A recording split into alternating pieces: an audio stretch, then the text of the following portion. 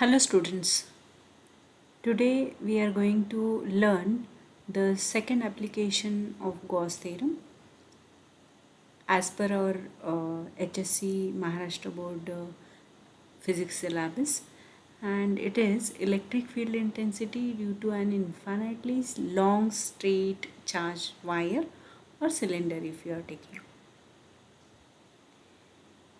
Now to study all these about the charged cylinder, what is the electric field intensity if the charged conductor charged cylinder is taken, we have to draw one diagram with the help of which we can understand in a better manner. So here we are trying to draw a infinitely long straight conductor.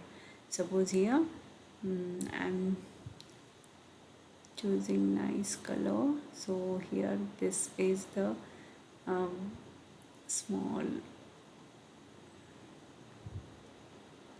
Now I'll draw here the cylinder wire or cylinder or wire we can say, and this is the wire I'm drawing, and we will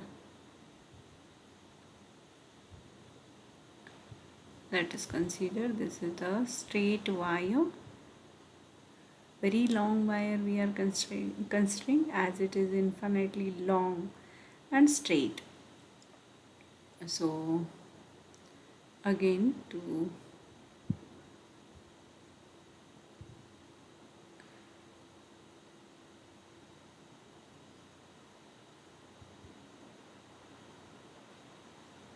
let us consider this wire here. Okay, so now you have to draw in this way this diagram for the conductor wire, as it is said that it is a charged conductor, isn't it? So we should put or show all the charges here. Okay, now I'm showing all the charges spread on the surface of the cylinder uniformly. Okay, these are the charges on the surface of the cylinder, so I am showing it outside, not inside. Okay, those are on the surface. If I'll show all these here, so it will look like the charges are inside, so I am not showing the charges here. Okay, but everywhere on the cylinder or charged wire there are the charges, means on the surface of the wire there are charges and those are uniformly spread. Now if this charged cylinder is kept, then there will be a electric field intensity around it. So we can show here with the help of again the cylinder around it, we can show this is the area where we can say the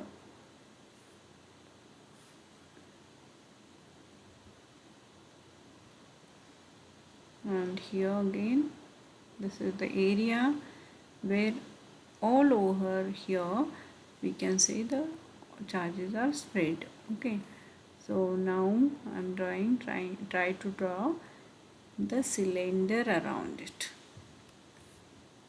Okay, so we can say here there is an electric field in all possible direction from it. So we can show here the electric field intensity due to this charge in all possible direction in this way, isn't it? So in this way it will be there. So if you'll show on the surface, then from the charge, if it will come here like this, around the charge conductor there will be electric field intensity, and we can show in three-dimensional form. If we are showing, you can show in this way. Okay, in all possible direction from the surface of the charge conductor the electric field intensity is coming. Okay, for better understanding, I draw this small cylinder around it. Okay, so it is not needed over here there, so we'll again eliminate that part. If you understood what is the area around it. Now what we'll do, if I want to find the electric field intensity somewhere here at this point, let us consider this point is P here. Okay, P point is there, and I want to find what is the electric field intensity at this point. So what should I do? Now electric field intensity, if you'll see, it is directed away from this conductor in this direction. Okay, let us consider this is the electric field intensity, and it is directed away from this, and at this point we are showing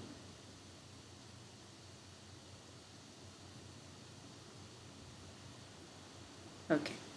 So now this is the direction of electric field intensity E. Okay, electric field intensity E. Now to find this electric field intensity at this point, we should draw a Gaussian surface around it. And what should be the dimension of Gaussian surface, and what should be the shape of that Gaussian surface? It should be cylinder, because we are drawing a we are taking a cylinder here, long cylinder or long charge wire we are taking. Then around it, whatever surface we are drawing, it should be like cylinder only. So now let us consider here this Gaussian surface. So for that, what should be the dimensions of this Gaussian surface? The radius of that Gaussian surface should be equal to the distance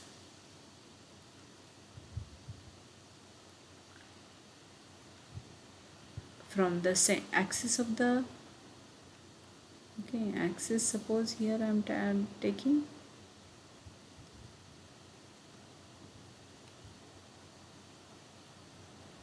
let us consider here, this is the axis I am drawing here of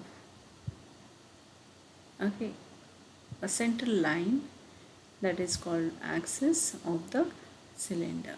So from that axis of the cylinder to that point P, whatever line is there, and that is the radius of the Gaussian surface. Now here from this to this point P, this much distance is, let us consider R. Okay, so considering this as a radius of the cylinder Gaussian surface, we are drawing a cylinder, a small cylinder here of small length. So this much, but the area is bigger because we are considering the radius as R, which is from the axis to that point P outside the conductor part. So this area which we can see here, that is a closed surface, so now you can see here, this upper surface is a plane circle. You can see this is closed and this is also closed, and this full area is also closed. Okay, this is the closed area. Now charges are inside the closed surface, then only we can apply the Gauss theorem. Okay, so this much distance we are taking as R, P to this axis of the charge conductor. Okay, so now here we will draw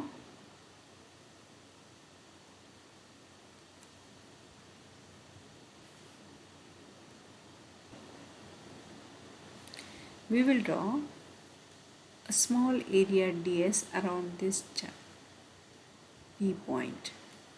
Around the P point we are drawing a small area ds. Let us consider here with a different pen we will denote this much area is ds area ds. So I'll write here, and now we can see vector ds is there. What is vector ds? Vector ds is always perpendicular to the area ds. Okay, so it is the perpendicular drawn to the small area ds, that is vector ds. And here this is the electric field intensity, the direction of electric field intensity. Now from the figure you can make out that the electric field intensity and the vector ds are both in one direction.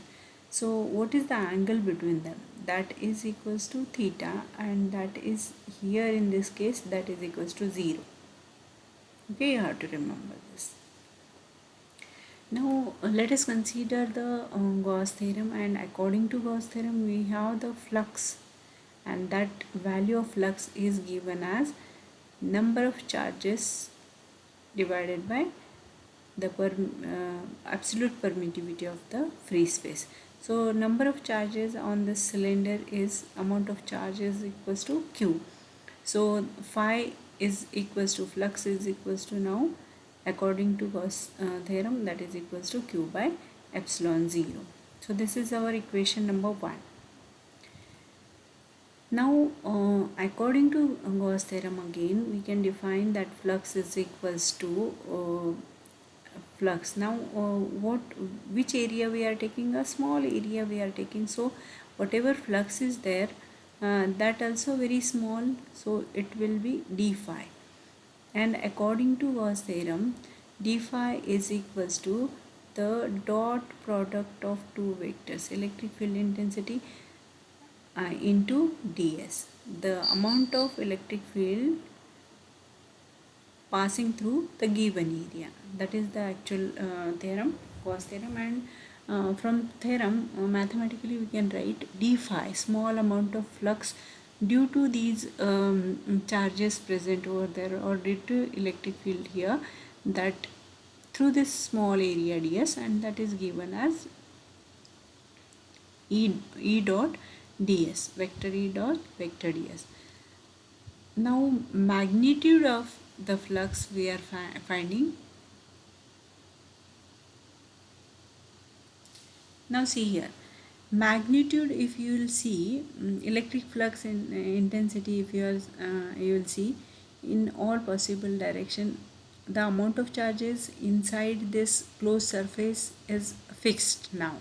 So electric flux at this point, if you only consider the magnitude, then it will be same. But if you see the direction, because it is around the surface, so at every point, at every small area ds, there is a change of direction of electric field intensity, isn't it? So we cannot take it together, the total flux of this wire we cannot take together because of the change of direction of electric field intensity. Okay, change of direction of electric field intensity. And if you consider only small area, at this small area we can consider all the lines of forces which are coming from this particular area. These are in the same direction, that we can consider. And so for this small area we can consider the flux as this, and so we can give this amount, that is E into ds. Now if I want to find the total electric flux due to the whole conductor wire or charged wire, then it will be phi, and phi amount is nothing but the closed surface integration, that is equal to d phi, whatever d phi will be there. So this much d phi d phi d phi will be there, and we are collecting all those d phi, and that is nothing but the addition of, or the integration of all the d phi is nothing but the total flux due to the charge conductor. So the equation will become like this, d phi. And so what is the value of d phi, that we will write. So closed surface integration, it is integration for the closed surface, so it is written like this. Close, for close purpose we are writing this thing, it is a integration only. So d phi of what, E into ds, vector into ds. So magnitude, I just told before, magnitude, what will be the magnitude if the vector product, sorry, the dot product of two vectors is taken, then it is first vector into second vector into cos theta, isn't it? Cosine of angle between the two vectors. So it will be E ds cos theta. Now that is equals to, in magnitude if you will write phi is equals to close surface integration E ds cos theta. But as we know, theta is equals to 0 here, because the area vector and here the electric field intensity vector both are in the same direction, so there is no angle, that angle becomes 0 over there. So theta is equals to 0, so cos theta becomes here 1.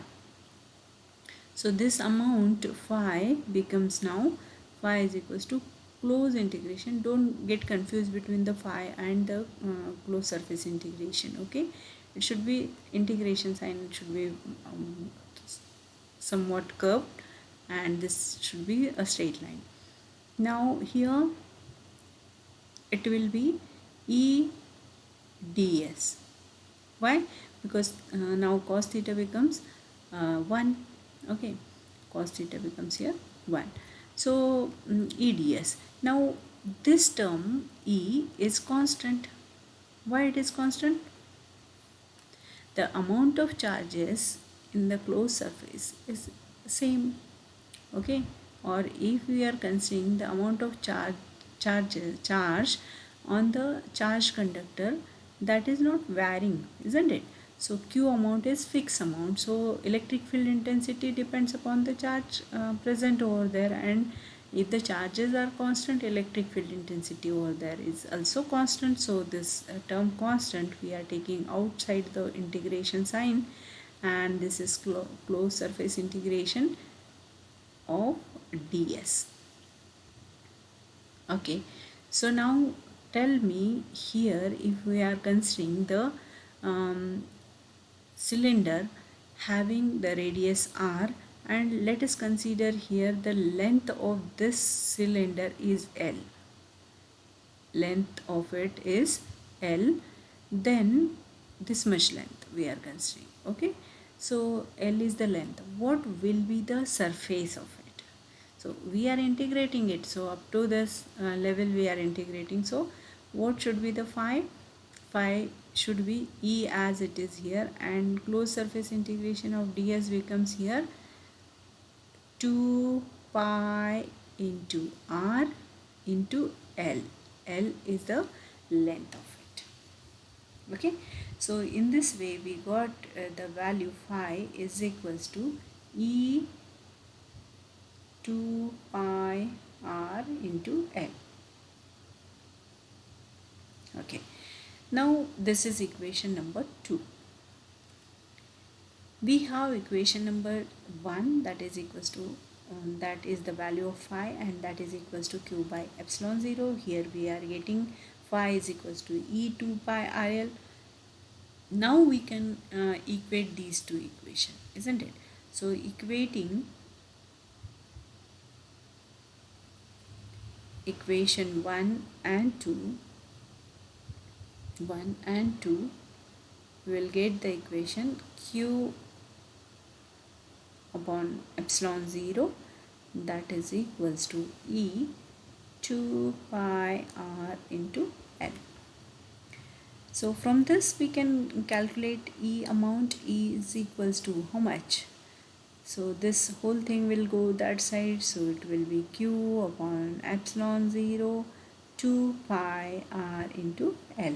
So this much is the electric field intensity if the point P is at this distance r from the axis of the charged cylinder or charged wire.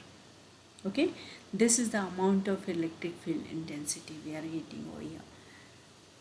But suppose the electric field intensity is asked in the form of what we can say, the charge density. Then what is charge density, that we will see first, and then we will discuss here. So now let us consider here the charge density. Okay, um, color I will select. So charge density.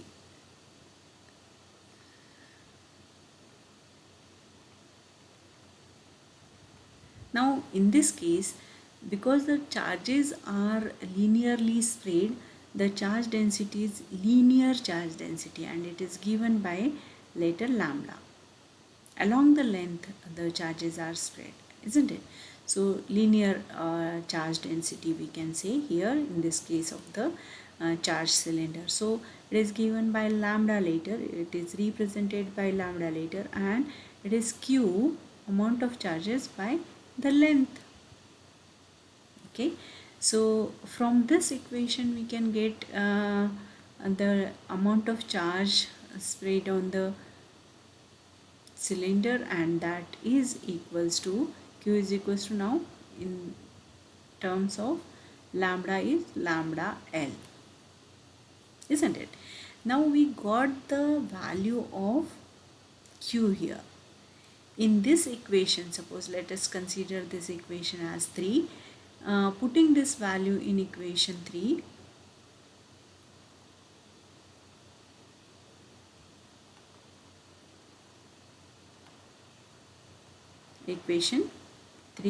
what you will get, this is equals to, now let us write here, E is equals to Q.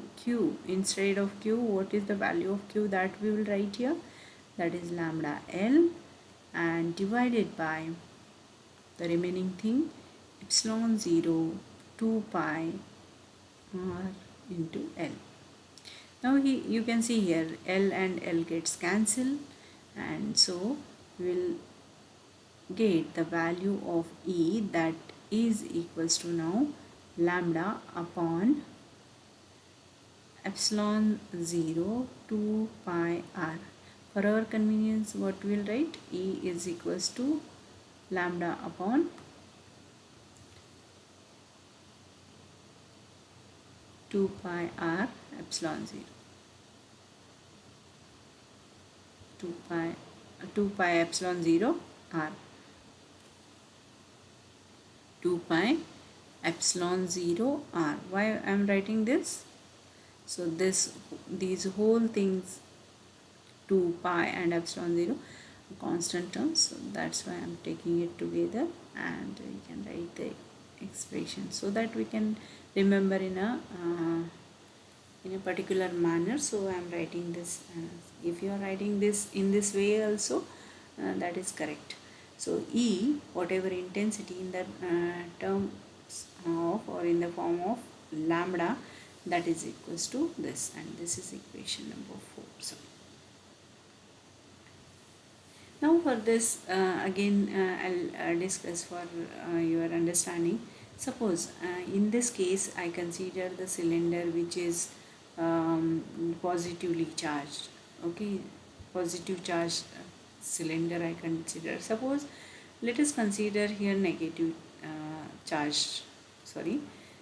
negative charges spread on the cylinder. Uniform cylinder, uniform straight wire is there, even though it is not seen in a diagram very sharply. I'll draw this so that you can understand here. So it is a straight wire I am taking, and positively charged, and we saw the example here as we consider the positive straight conductor. Now here again positive straight conductor we are taking, and the negative charges are spread. Then what will be the direction of the electric field intensity over here? Can you guess? Yes, it will be always towards the negative charge. So the direction of electric field intensity will be in this way. Okay, you have to remember, for your information, this will be there. And in the next lecture we will see another thing. We'll discuss more about the application of Gauss theorem. Next application we will get, but I think one example should be there to understand this concept in a better manner.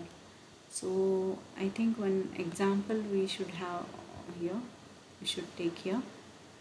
From your textbook only I'm getting this example, which is solved actually over there in the textbook.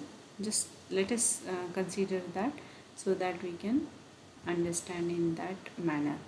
Let us consider here for your convenience. Here I am writing that whole example. Suppose here example to understand.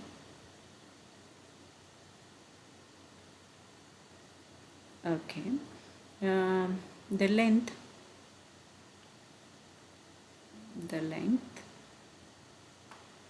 of a straight I'll write in short, straight thin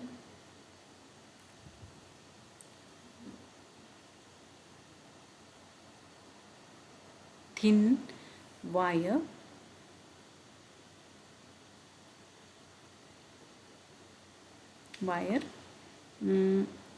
is 2 meter.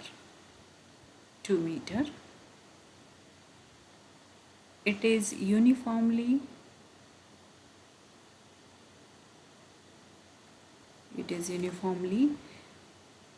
charged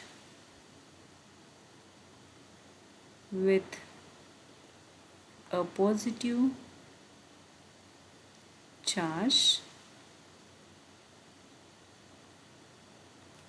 of 3 microcoulomb. Now calculate. What to calculate? Number 1, the charge density,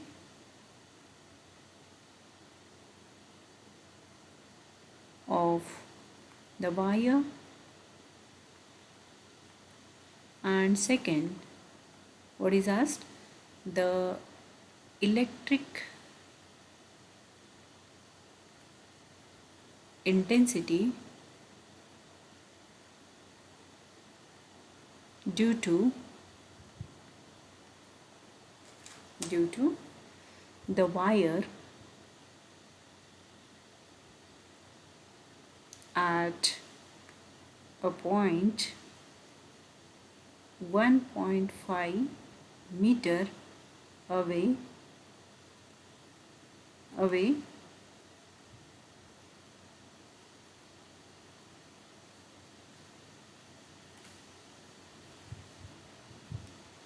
1.5 meter away. I'll write here so that you can see away. Okay,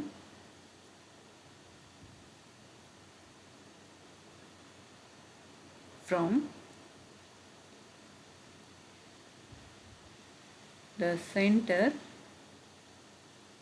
of the wire. Okay, so how to solve this example? So first of all we will write the given things. So what are the given things? Given things are here the length of the thin wire is given, means L is given, Okay, so we'll write L is the length and that is given 2 meter. Okay, then it is uniformly charged with a positive charge of 3 microcoulomb. Means now the charges are given, means a charge we denote always by letter Q, and so it is equals to now 3 microcoulomb. Now let us here you can see it is in SI unit, so we have to convert this in SI unit. So 3 into 10 raised to, what is the micro value, that is minus 6 coulomb. Okay, then anything else is given here?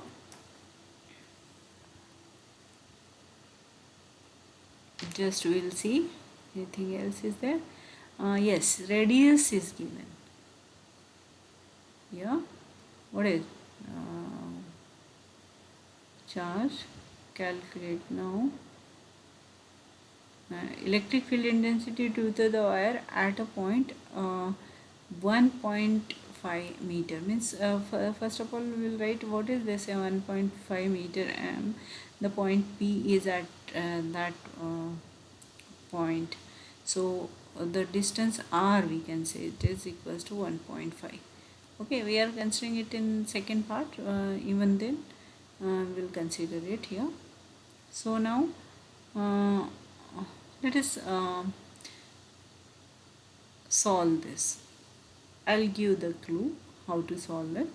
So first of all we'll write here the first thing we should find first, that is the charge density. And charge density here in this case, if the cylinder is taken, then it is linear charge density, and so it is given as lambda, and lambda is nothing but the amount of charge divided by the length, and so the amount of charge is given already here, that is 3 into 10 raised to minus 6, and divided by L is how much, 2, so it will be 1.5 into 10 raised to minus 6, isn't it? That I'll write here, so it will be 1.5 into 10 raised to minus 6. So lambda density, what is the unit for it? It is charge upon length. Charge is always considered in coulomb, measured in coulomb, and length is in meters, so it will be 1.5 into 10 raised to minus 6 coulomb per meter, or you can write coulomb meter raised to minus 1. Okay, so this is the first answer, and the second we will solve here because the very less space is there, so we are adjusting here. So electric field intensity, that is now see, electric field intensity is given, but charge density is given, that formula we need here, isn't it? So lambda divided by, we can write 2 pi epsilon 0, as I told you, the constant term you are taking together and remaining variable R will be there, isn't it? So everything we are writing as here, lambda is equals to given, lambda's value is given, just now we found that we are writing here 1.5 into 10 raised to minus 6 divided by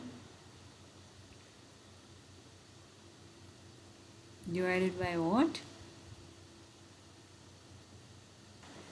So I'll write here now, that is equals to how much? 1.5, this is the value of lambda, divided by 2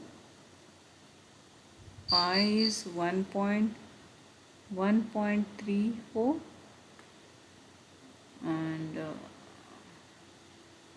sorry, here it will be pi's value we are writing, and after calculating this value we will get this value as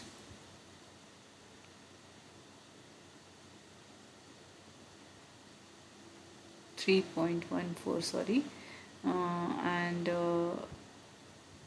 3.142. You make habit to take 3-digit number when you are writing the pi's value. 3.142.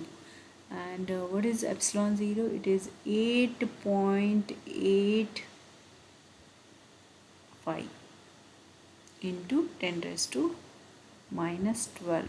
You have to remember this value, epsilon 0 is value, and that is constant term, 8.85 into 10 raised to minus 12. And so here into the remaining thing is there, that is r, that is equals to 1.5. So after calculating, you are getting this answer as equals to, that is E, that is equals to how much?